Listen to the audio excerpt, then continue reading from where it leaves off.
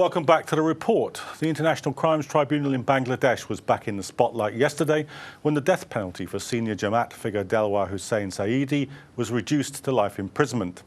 What exactly is the tribunal about, and where now with the proceedings? Yasmin Khatun has this report. The International Crimes Tribunal in Bangladesh has been brought back into the spotlight and forefront of conversation, announcing today the delay in verdict of Jamaat-e-Islam's Assistant Secretary-General, Azharul Islam. Just yesterday, the reduction in sentence for one of the party's most prominent figures, Delwar Hussain Sayeedi, also caught headlines. Last year, Jamaat leader Abdul Qadir Mullah was hung in the first execution to take place as a result of the tribunal. The tribunal is investigating war crimes from the nation's independence struggle in 1971.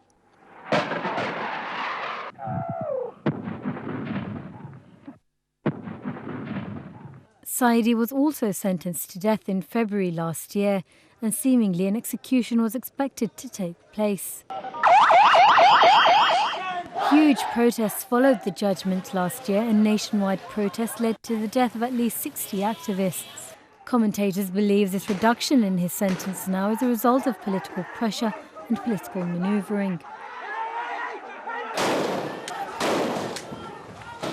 The International Crimes Tribunal has been trying suspects accused of partaking in crimes against humanity during the nation's independence struggle in 1971.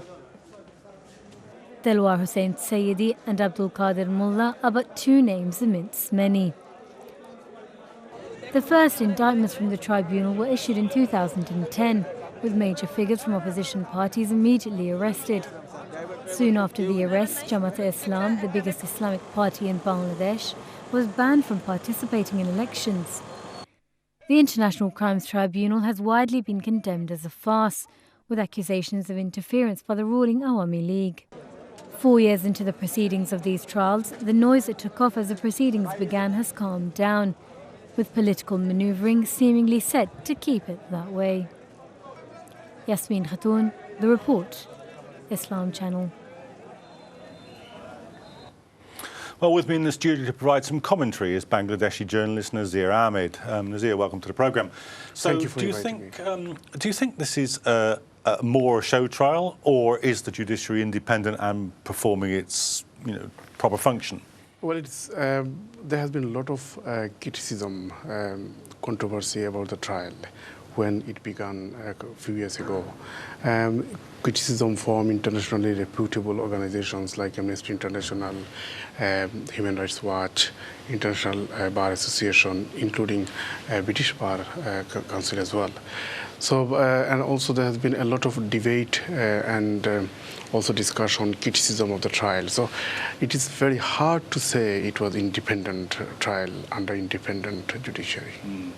And this, I suppose the only surprising thing from that perspective then is that the death sentence was commuted. Now, we suggested in that package that that's due to political protest and political pressure. What we have seen yesterday, the highest court of the land gave their judgment, and it was more than life imprisonment.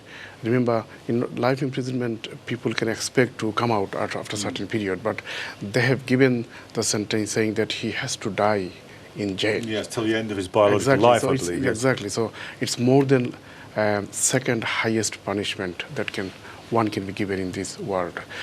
And also, it is not unanimous verdict. It's a majority decision. That means minority judges were not agreed.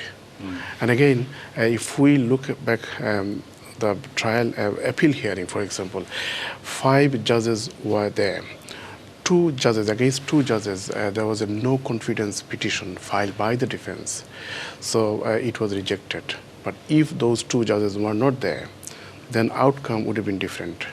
And we came to know from a reliable source that one of the judges, one of the senior-most judges of the 5 members panel, cleared Sayeedi from all charges. If that is the case, then it's cause for alarm.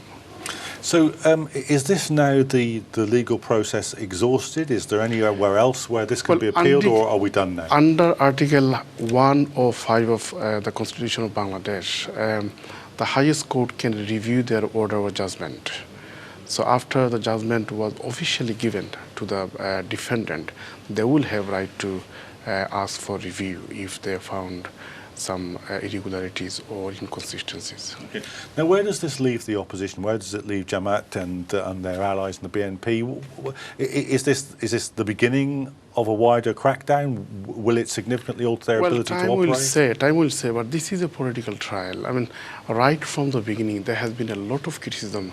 As you are aware, Skype scandal, there was a serious allegation that the tribunal's judges were talking to somebody outside and receiving instruction and order and judgment from outside.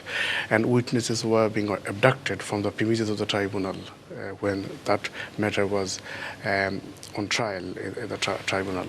And also there was coaching in a safe home instructed by the prosecutions to suggesting the witnesses to lie.